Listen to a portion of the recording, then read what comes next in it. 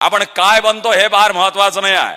आपल्या आयुष्यात आपण काय बनतो हे फार महत्वाचं नाही आहे, पण आपल्या आयुष्यात अनिकेत बनणं हे फार महत्वाचं आहे.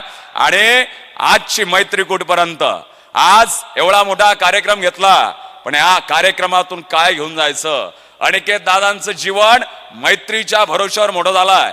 एवढं मोठं साम्राज्य त्यांनी मैत्रीच्या भरोश्यावर साजरं केलाय. आज इथं संध्याकाळी किती विविध क्षेत्रातले लोक येतात. सांप्रदायिक क्षेत्र असो, राजकीय, सामाजिक, सांस्कृतिक, शैक्षणिक, धार्मिक क्षेत्रातले सर्व लोक संध्याकाळी येणार आहे. पण हे मैत्री कुठपर्यंत? अनिकेत दादा 4 मित्र होते, ते कुठे गेले? अच्छा, अनिकेत दादा 4 मित्र होते. 4 मित्र दुबईला गेले.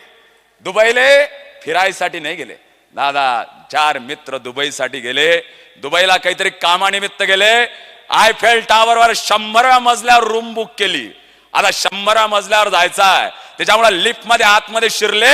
लिफ्ट मध्ये आज शिराच का, तेवढ्याच वेळात लाईन गेली. लाईन गेल्या गेल्या मित्र म्हणायला लागले, दादा भारतातून आलो, 100 मजले वर चढायचं आहे. आतमध्ये जातो, लिफ्ट बंद होते, काय करायचं? आता 4ही मित्र ठरवतात आपण आपल्या आयुष्यातला दुःख संघर्ष एकमेकाला सांगायचा. त्याच्यामुळं पहिला मित्र आपलं दुःख संघर्ष सांगण्याने सुरुवात करतो. पहिला मित्र म्हणतो, मी राजकीय परिवारातील होतो, मला राजकीय खास जास्त होती, त्याच्यामुळं मी महाराष्ट्र नवनिर्माण सेनेपासून स्वतःची सुरुवात केली. त्या महाराष्ट्र नवनिर्माण सेनेमध्ये 3च नगरसेवक होते. मग मला ते बरं वाटलं नाही. मग त्या महाराष्ट्र नवनिर्माण सेनात मी आंदोलन केले, आंदोलनात टोल फोडले, जैलात गेलो. जैलात गेल्यावर कोणी आलं नाही, आला तर फक्त माझा भाऊ आला. मग मी त्या रात्री ठरवलं मी शिवसेनेत प्रवेश केला पाहिजे. मग मी शिवसेनेत प्रवेश केला. ज्या रात्री शिवसेनेत प्रवेश केला, दुसऱ्या दिवशी माहित पडलं की शिवसेनेचं मनसेचं गठबंधन झालं. मी म्हटलं जिथं दुश्मनी झाली तिथं थांबायचं नाही. मग मी त्या रात्री राष्ट्रवादीत प्रवेश केला. त्या रात्रीत राष्ट्रवादीत प्रवेश केला.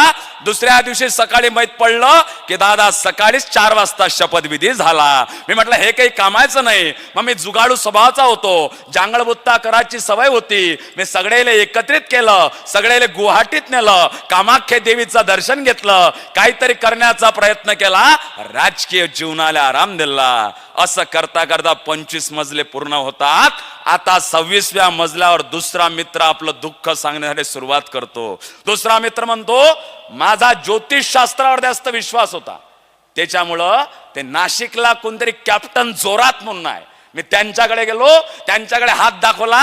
ते म्हणले हात काही पाहत नाही, पाय पाहतो. त्यानं पायी पाहिला. 2 वांगे 3 अंडे आयुष्य झालं. असं करता करता 50 मजले आले. मग 51व्या मजल्यावर आलो. 51व्या मजल्यावर तिसरा मित्र आपलं दुःख